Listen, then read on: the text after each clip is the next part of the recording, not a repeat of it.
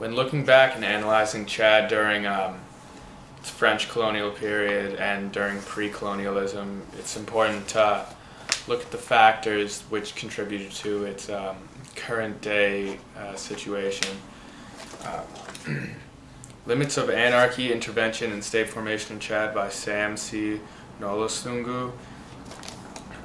He discusses some of the key factors which led to Chad's current situation through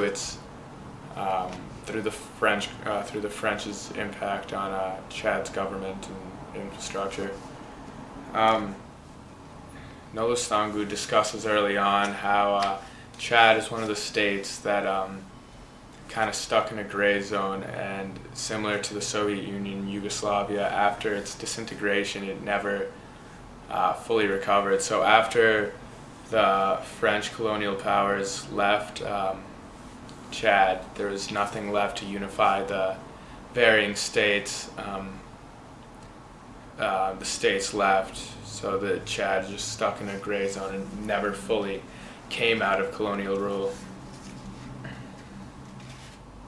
You know, I think the main thing to take away is because of the French colonial rule and ethnic divide, Chad was unable to create successful structures, successful political and economic structures that would be long-lasting and standing after the French colonial rule left, which is why you see, Chad to this day still struggling because of problems they had during colonialism. So the first president of Chad caused a lot of problems because he took out the authority figures from the ethnic groups, and that created a power vacuum.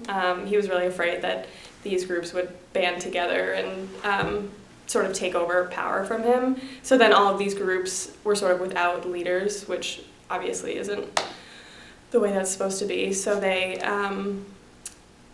were really against him, and that caused a lot of political problems and then furthered his violence because they were against him, and it just sort of created this cyclical issue that revolved around the politics of Chad post-colonialism.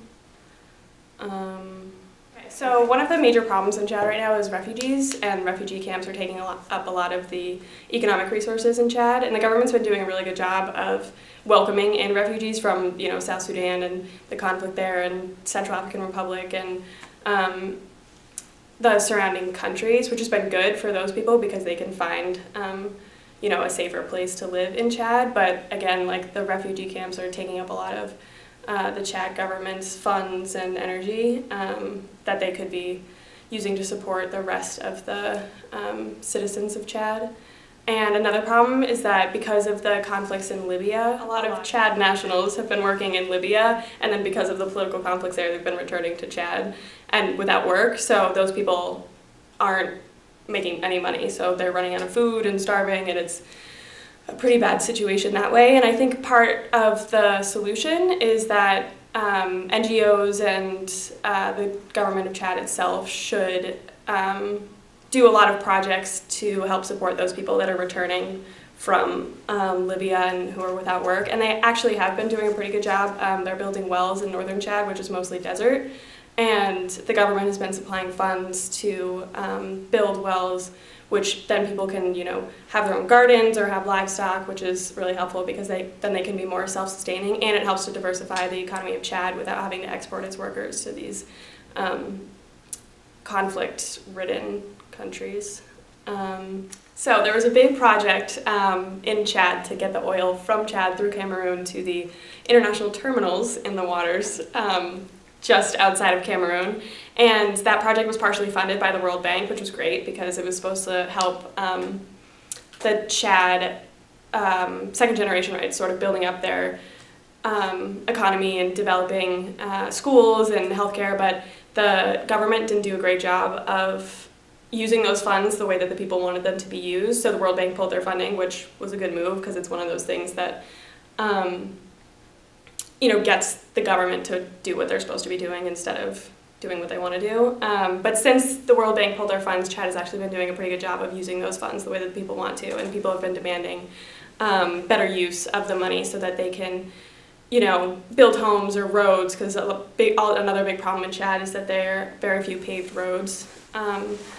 Since the World Bank pulled their funds, Chad has been diverting those the profits from the oil to development projects and building infrastructure, and so the people have been really benefiting from that since the World Bank sort of cracked down on their corrupt activities.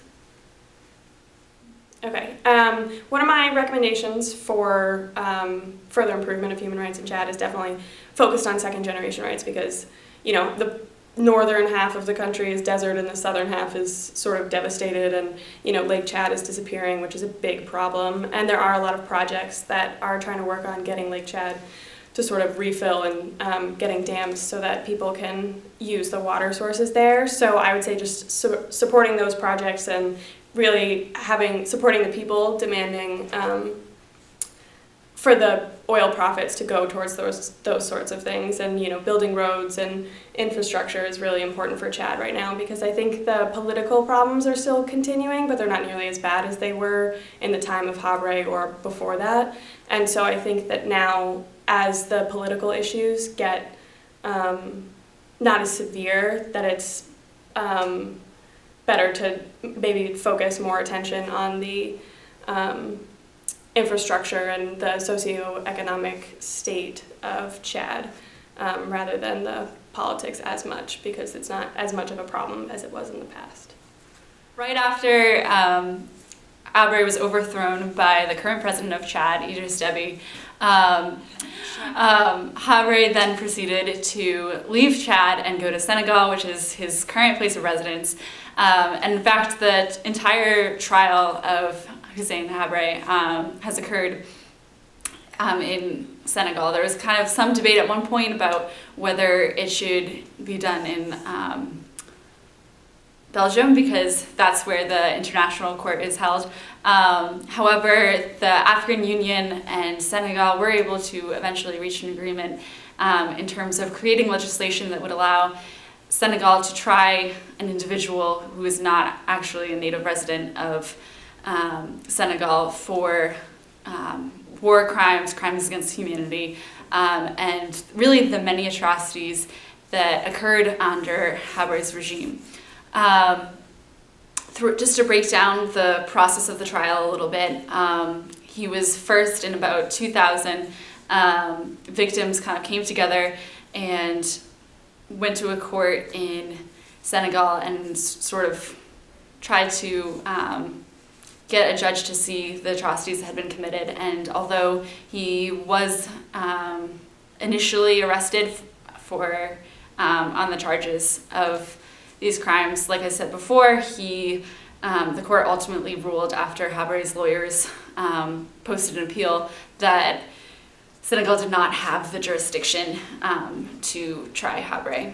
So eventually, African chambers were established, which was a court that was created in Senegal specifically for the purpose of trying Habre. And I think it originally was created in 2012 and was supposed to sort of, the investigations specifically for the charges of Habre were supposed to go from there through the extraordinary African chambers. So that sort of wraps up a brief section on bringing a major African leader to justice. One thing that really stands out in this case is that many previous African dictators who have committed mass atrocities in their countries either have not been brought to justice or have not been brought to justice in Africa. And so specifically, this is sort of a big deal for Africa, and within the African Union as well, that this is happening.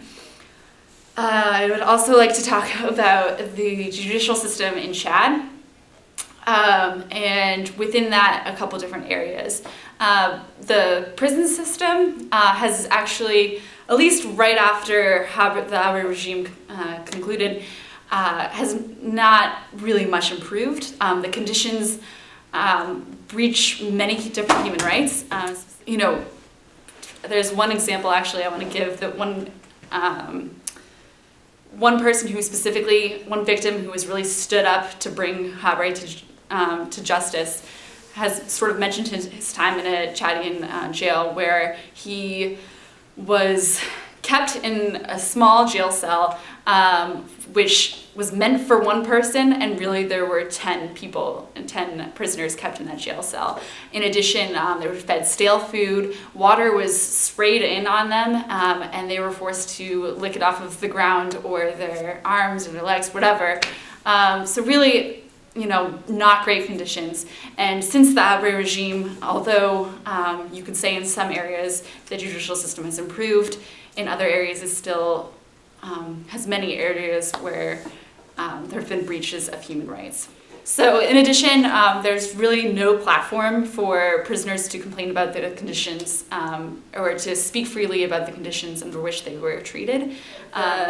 In addition, I think it's a custom that under their constitution that they're supposed to have a doctor come and visit the prisons up to 3 times a week. This has not occurred at all, and so the health of the prisoners is seriously brought into question. In addition, the arbitrary arrests and extrajudicial killings of individuals who are believed to be of rebel groups in opposition to the current government have been brought into jails and undergone extreme and long periods of detention without any sort of trial.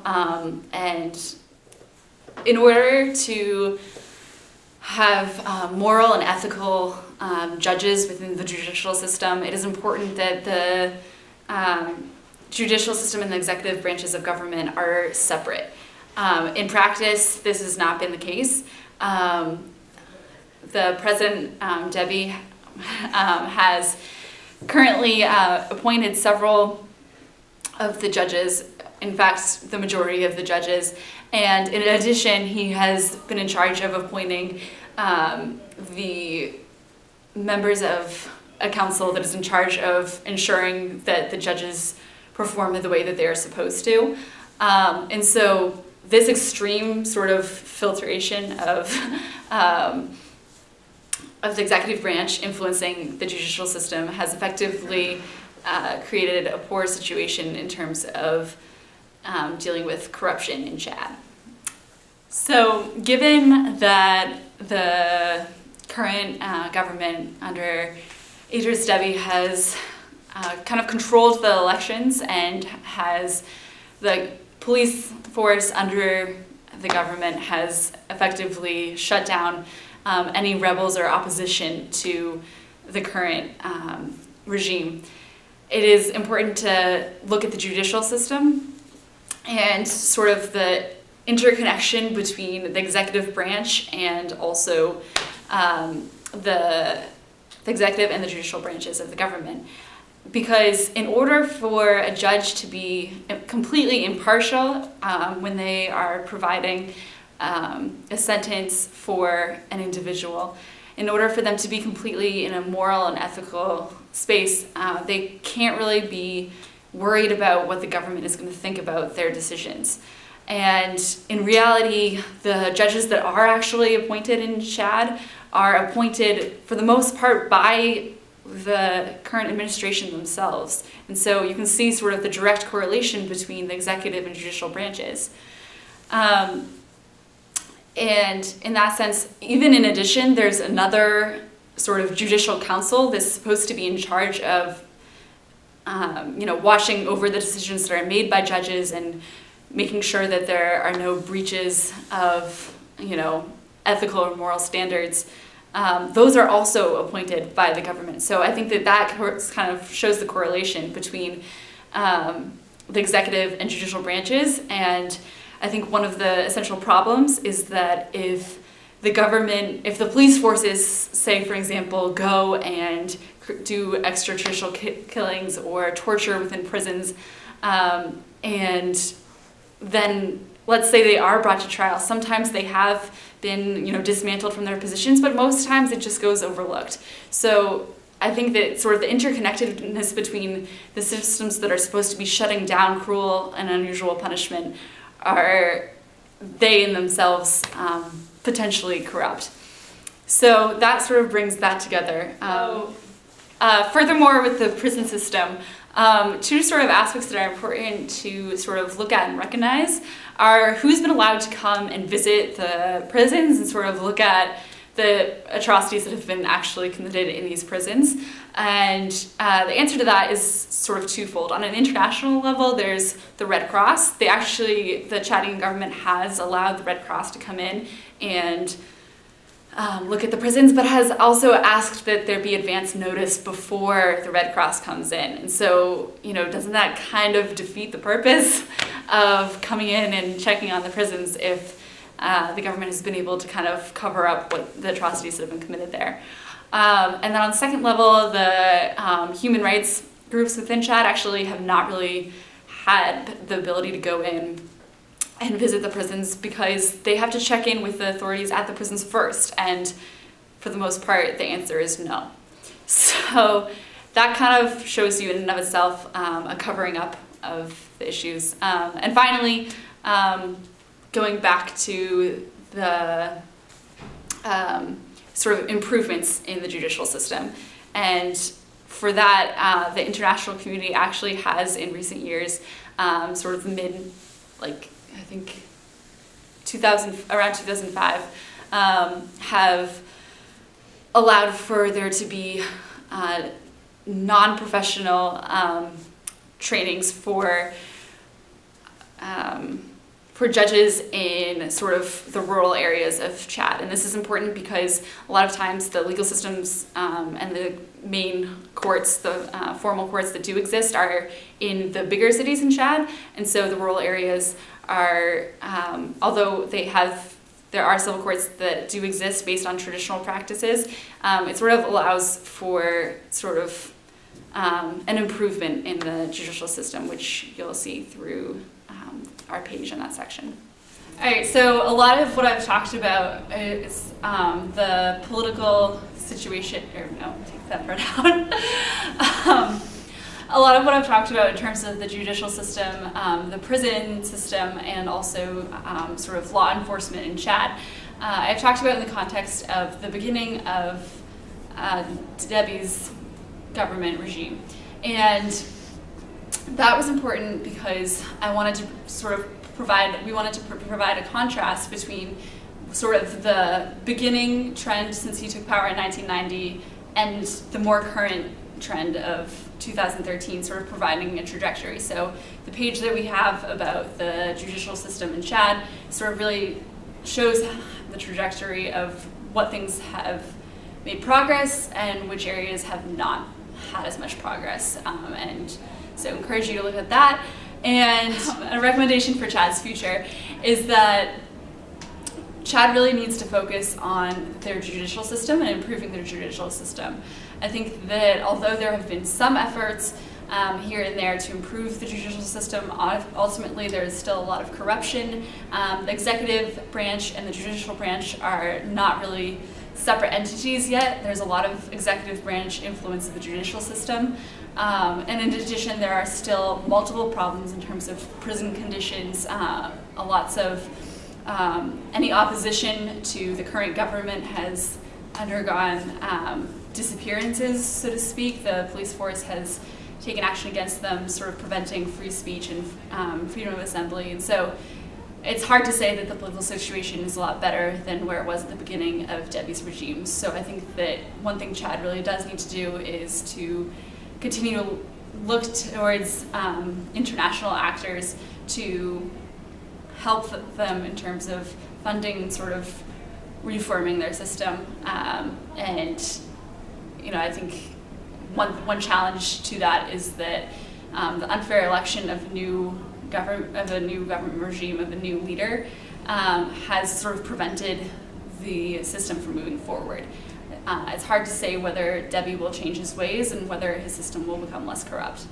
So a big recommendation is to continue to look at the judicial system and bringing justice to the breaches of human rights in Chad.